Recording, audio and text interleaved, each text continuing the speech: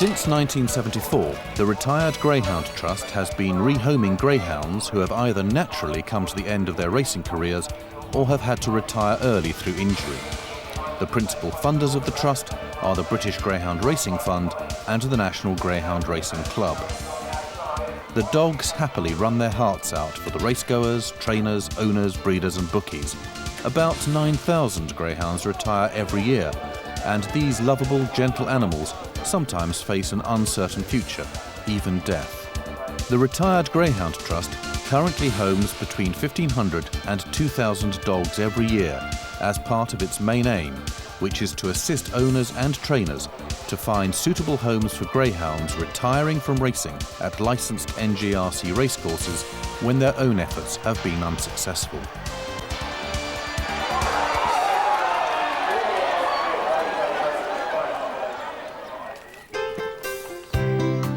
But every greyhound rehomed, like Buddy here, is a success story, and the dogs prove time and time again that the misconceptions about this breed could not be further from the truth. Bringing a retired greyhound into your home is an adventure for both you and the dog. Together you'll be creating this new stage in his life with the companionship and comforts of a domestic environment he'll not have experienced before, and his well-deserved rest. In return, you'll get affection, loyalty, gentleness and fun. This is a docile breed, but with real personality. This, for example, is Power, wanting to know what's going on.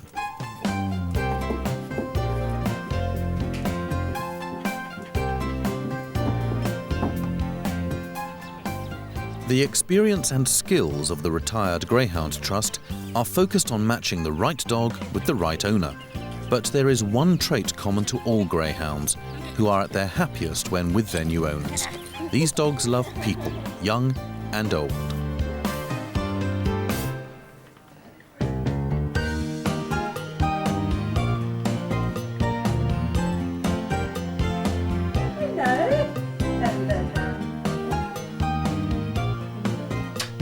Oh, you're gorgeous, my lovely. Oh, yeah, eh? You're lovely. For most greyhounds, it's a new experience to mix with different breeds and different animals.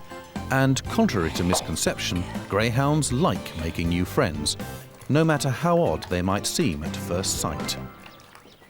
Gemma is a boisterous German Shepherd who lives with Liam, a retired racer.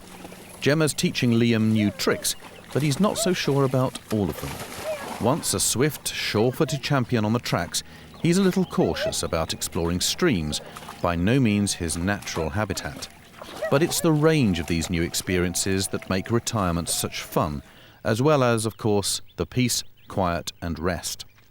Greta here is one of 2 retired greyhounds owned by Becky Blackmore, whose knowledge of the breed and its characteristics is based on her first-hand experience. Greyhounds make excellent family pets. They're really not what people expect at all. They're very laid back and lazy and very gentle dogs. The thing they like most is human company, so they fit very well into anybody's lifestyle. They'll fit in with older people who don't want to do much exercise, or a young family where the children want to play around with the dog. You can really make them into the sort of pet that suits you. And as long as they get to have lots of company and affection and somewhere nice to sleep, then they're happy. Greyhounds adapt to family life really well, and they can fit into most types of home. They're very sociable with other animals, which often surprises people, but they live happily with other types of dog, and a reasonable proportion of them can even live with cats and rabbits and things like that. It's just a question of getting the right dog for the right person, but most of them are very adaptable and easygoing, and they just want to be with someone and to be loved, and then they're happy. People often think that because the greyhounds have raced, they must need lots of exercise, but in fact they're really lazy dogs. They like to stretch their legs and have a sprint around a couple of times a day, but the rest of the time they're quite happy snoozing if they've got somewhere comfortable, and they're very easy and undemanding in that respect. It's a good idea if you have an ex-racer to think about taking it to a training class, because they haven't really had the chance to get socialised with other animals. They've just lived in the racing kennels, and they've not seen little Chihuahuas and big Great Danes. Down. It's a good idea to let them meet other dogs and get socialised in a controlled environment, but by and large they just adapt really quickly, and they're very sociable with people and animals. Retired greyhounds can adapt to virtually every domestic situation. Dickie, for example, lives with Jeanette Corby, and he very quickly settled into her routine. He's also developed an uncanny knack of identifying the sound of Jeanette's car as it approaches their home. Dickie's afternoon walk is made even more special when Jeanette's grandchildren, Katrina and Paul, join in.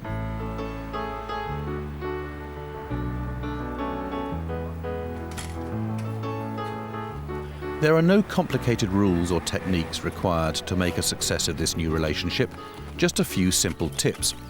For example, though gentle, unaggressive and sociable, thousands of years of breeding mean that greyhounds will always want to chase small animals that suddenly dart out. Keeping them on the lead or wearing a box muzzle, which all greyhounds are used to, will avoid any embarrassing incidents. And surrounded by his favourite toys, Dickie is living proof that a short walk, followed by a long rest, is enough to make a dog very happy indeed. Greyhounds have been used to regular routines throughout their working lives, and it's important to maintain that kind of regularity in their retirement, whether it be feed or exercise times. But it's not demanding, and the dog's pattern of life can be made to fit yours. This is Lara, who lives with Graham and Victoria. She had no problem fitting into the lives of these two busy barristers and brings real companionship in a quiet and undemanding way. Generally she's quite laid back and just very, very easy to live with. Not demanding like terriers are, for example. I've had a few Yorkshire Terriers in the past and they can be quite attention-seeking. She's not attention-seeking, she just, she wants to be with you, but on the other hand, if you're not bothered, she's fine. She's very good with people. If anybody comes around, a complete stranger comes around, she's very friendly with them. Not over-exuberant, but she'll always go out to them and want to be stroked.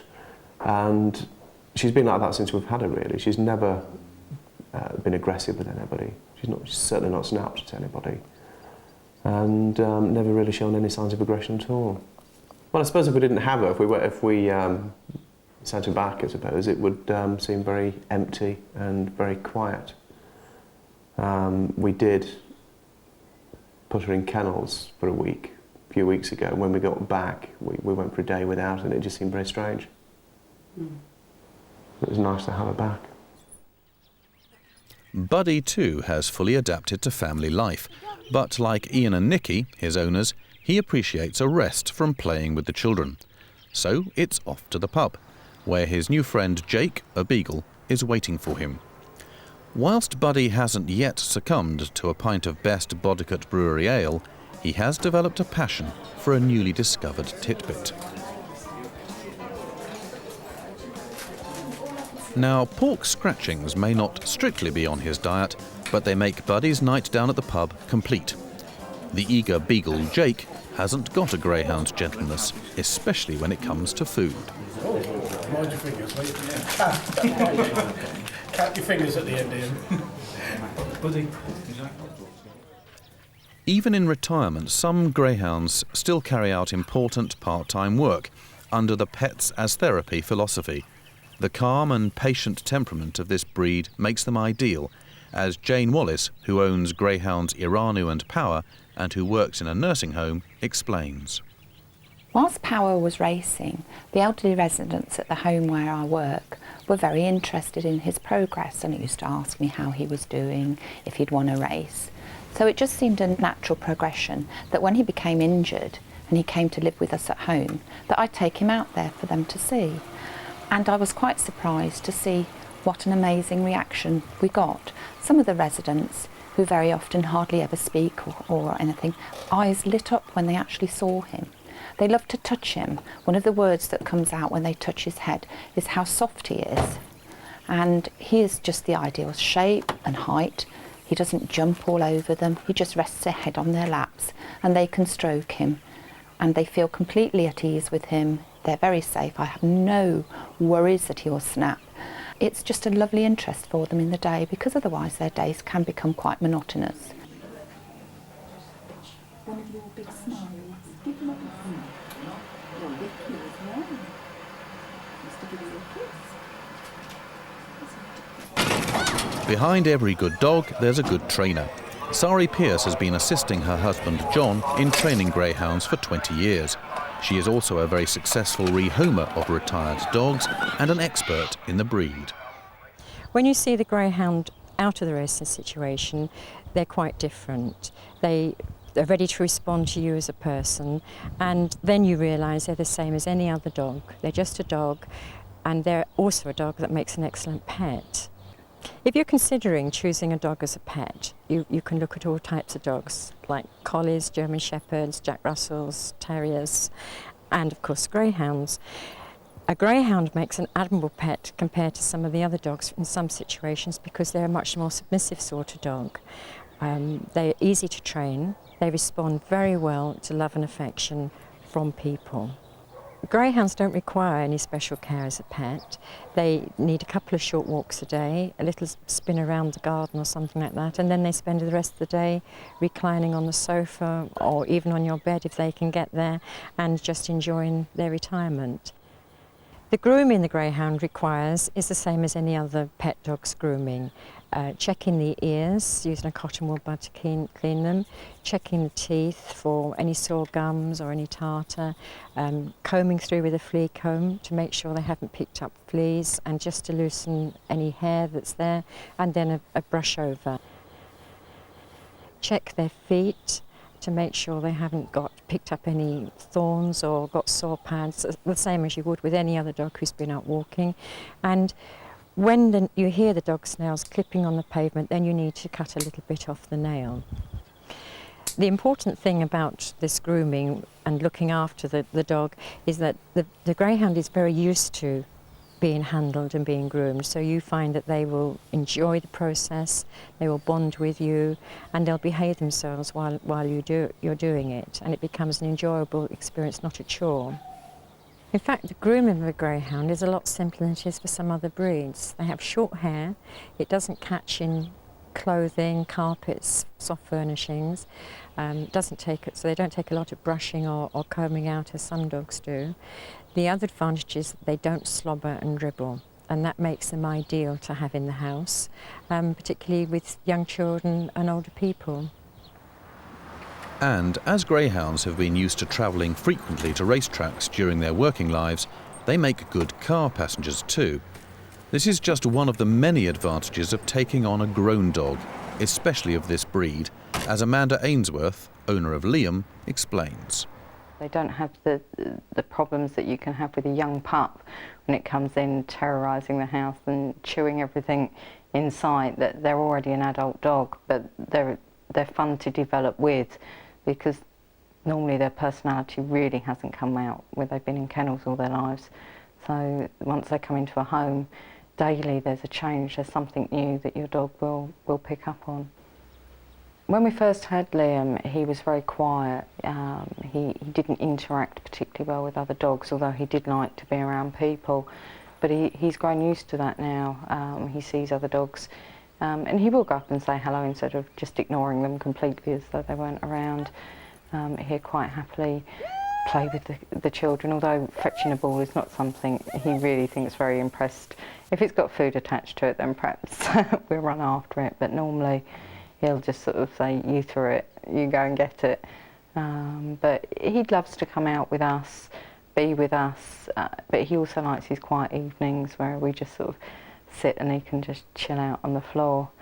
I don't think any of us can imagine life without a greyhound now at all. That they do make the most amazing companions, that they always give you whatever you want without demanding anything from you.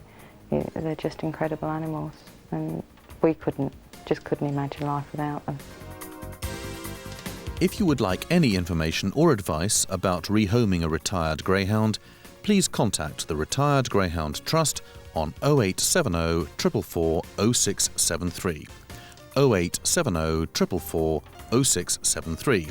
Calls are charged at national rates. Or you can contact the Trust by email on greyhounds@btinternet.com. That's greyhounds@btinternet.com. If you have a home waiting for a dog, you can be sure that there's just the right greyhound somewhere looking for that home. The Retired Greyhound Trust will put you together.